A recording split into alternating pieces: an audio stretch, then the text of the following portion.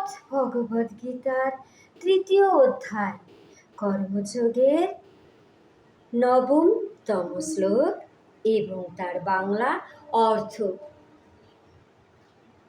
যজ্ঞার্থং কর্মণ্যহন্যত্র লোকোহয়ং কর্মবন্ধনা তদর্থং কর্ম কন্তেয় মুক্তসঙ্গঃ সমাচারা। এর বাংলা অর্থ হচ্ছে, কেবলমাত্র বিষ্ণুর প্রীতি সাধনের উদ্দেশ্যেই কর্ম সম্পাদন করা উচিত।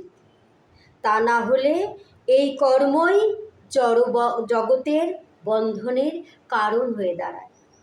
অতএব হে কুন্তেয়, তুমি ভগবানের প্রীতি সাধনের উদ্দেশ্যেই কেবলমাত্র তোমার কর্তব্য কর্ম অনুষ্ঠান করো এবং এভাবেই তুমি সকল বন্ধন থেকে মুক্ত হতে পারবে।